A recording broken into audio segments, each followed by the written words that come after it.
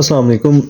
उम्मीद है आप लोग खैरियत से होंगे। अच्छा यार, बड़ी ना अभी मेरी एक दोस्त के साथ बात हो रही थी, तो वो मुझे पूछता है कि यार यूरोप आने का ना कोई आसान सा तरीका बताओ, मतलब खर्चा भी ना हो, यूरोप भी आ जाएं।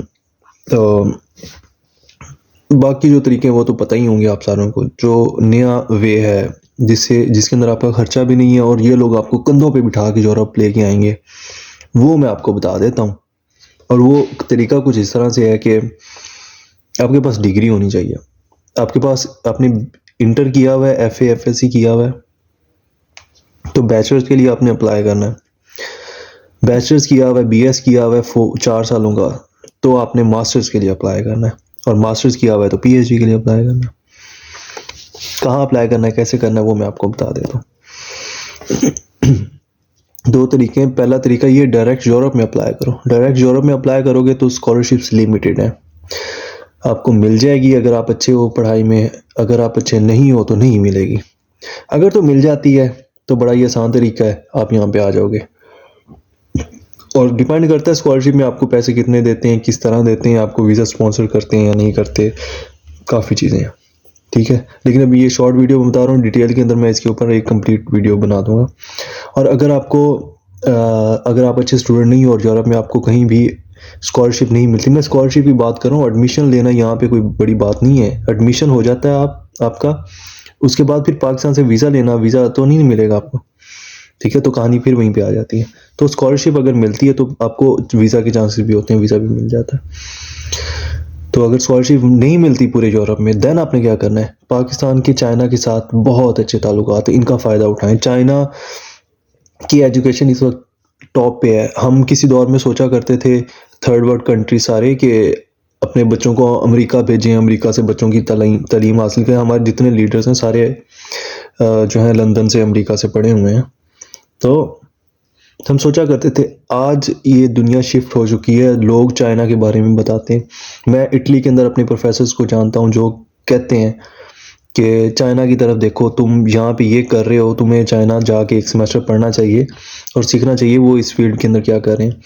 मैं आपको अपने यहाँ, मेरी प्रोफेसर है मेरी कल्चर की, हमें बताती है कि चाइना जो है ना, वो इतना आगे इस फील्ड के अंदर कि पूरी दुनिया मिल के भी उसका मुकाबला नहीं कर पा रही। उसने दिखाया, उसने कहा ये छोटा सा इंस्ट्रूमेंट एक उसने हमें दिखाया, बिल्कुल प्लास्टिक का वो इंस्ट्रूमेंट है। उसने कहा कि ये पूरी दुनिया बना रही है, उससे नहीं बन रहा सही तरह से। मतलब बन जाता है, एग्जैक्ट कॉपी उन्होंने बनाई है, लेकिन वो काम नहीं ठीक तरह से कर रहा। वो बायो फिल्टर के तौर पे यूज़ होते हैं। आप बायो फिल्टर जाके उसको गूगल करेंगे, आपको उसकी तस्वीर भी मिल जाएगी। अगर मैं ट्राई करूँगा इसके ऊपर ही लगा दूँ, तो वो छोटा सा इंस्ट्रूमेंट है, इंडोनेशिया ने बनाया एग्जैक्ट कॉपी, काम नहीं ठीक कर रहा। लोग पूरी दुनिया चाइना का ही बाय कर रहे हैं, क्यों कर रहे हैं? ठीक है, तो एडवांस टेक्नोलॉजी के ऊपर चाइना के अंदर काम हो रहा है। अपनी डिग्री अगर आप चाइना से करोगे, आपको बड़े आसानी से वो एडमिशन भी दे देंगे, स्कॉलरशिप भी दे देंगे चाइना वाले। अपनी 2 साल का मास्टर वहाँ से करो, पीएचडी के लिए एडमिशन आप इटली के अंदर, यूरोप में किसी कंट्री में आप अप्लाई करोगे, कंधों पे आपको उठा के यूरोप लेके आएंगे। ये मैं लिख के दे सकता हूँ ये बात, ठीक है।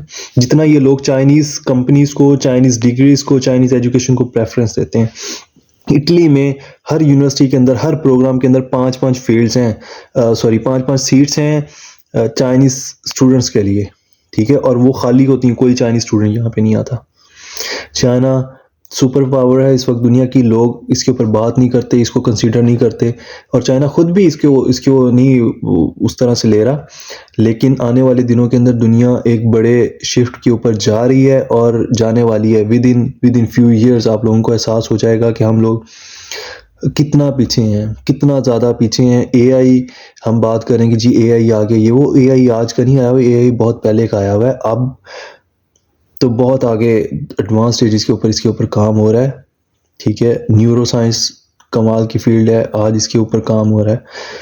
ठीक है, तो अपनी डिग्री चाइना के अंदर अप्लाई करें, चाइना आपको स्कॉलरशिप भी देगा, एडमिशन भी देगा, सारा कुछ देगा। ठीक है, और उसके बाद आपने चाइना से अपना फर्स्ट डिग्री वहाँ से करनी, और वहाँ बैठे बैठे ही आपने डिग्री ख़त्म होने तक, आपने डिग्री ख़त्म होगी, आपने साथ ही अप्लाई कर देना है किसी भी यूरोपियन कंट्रीज़ में। वो आपको स्कॉलरशिप भी देंगे, सारा कुछ देंगे, आपको चाइना से उठा के यहाँ ले आएंगे बड़े आराम से। ठीक है, अब बात रह जाती है, आपने बैचलर्स चाइना से कर लिया तो मास्टर्स आप फिर यूरोपियन किसी कंट्री से कर लें तो यहाँ आ जाएंगे।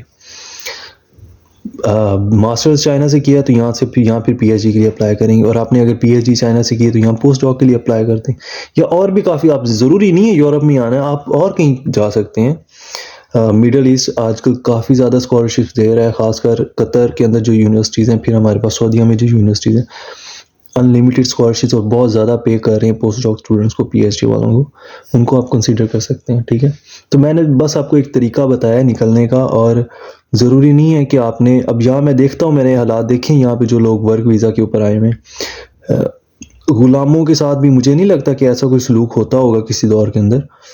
यहाँ तो ये ज़र खरीद गुलाम है, आपने उसकी बात नहीं मानी बंदे की, तो वो तो आपको खैर ये डिपेंड करता है कि आप किस बंदे के पास काम कर रहे हो, लेकिन फिर भी they are slaves, they treat you like slaves. और बाकी दूसरी बात रह जाती है यहाँ पे, जो लाइफ है वो तो लाइफ तो आप तब अफोर्ड कर सकते हो जब आप यहाँ पे काम करते हो, और अगर आप वर्क वीज़े पे हो, आप सारा उसके ऊपर डिपेंडेंट हो, तो वो तो खा जाएगा आपको बंदा। ठीक है, और फिर अगर आप यहाँ पे डंकी लगा के आ रहे हो तो जान का तो रास्ते में ख़तरा है ही, और फिर यहाँ पहुँच गया आपका कौन देखभाल करने वाला है, चीज़ें देखने वाला है। कुछ भी हो जाए यहाँ पे, अब लाइफ कोई आसान नहीं है, यहाँ पे कुछ भी आपके साथ हो जाता है, आपको कौन पूछने वाला है, आपकी टेक केयर करने वाला कौन है, कोई नहीं है।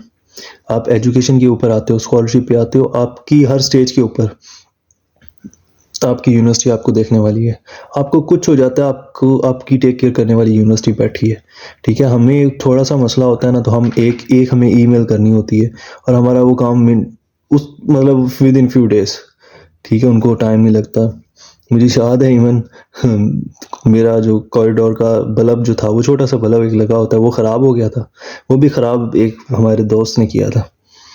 तो मैं सुबह निकला हूँ यूनिवर्सिटी के लिए, मैंने बस एक मेल की कि वो बल्ब ख़राब हो गया, और ये भी नहीं मैंने कहा कि चेंज कर जाओ, मैं वापस आया तो वहाँ नया लगा हुआ था। तो बात करने का मकसद ये है कि आपका छोटे छोटे आपके इश्यूज जो होते हैं ना, ये भी आपके वो सॉल्व करते हैं मिनटों के अंदर। ठीक है ना, आपको इश्यूज नहीं होने देते। क्यों?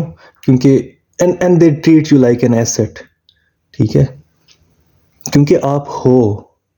ठीक है, तो खुद को कम नहीं समझना, बी स्ट्रॉन्ग, बी कॉन्फिडेंट, और ये जो वे जो मैं आपको बता रहा हूँ इज़ द बेस्ट वे, और आप इसको फॉलो कर सकते हैं, और इसको अचीव भी कर सकते हैं, और बहुत से लोग ऑलरेडी ये कर रहे हैं।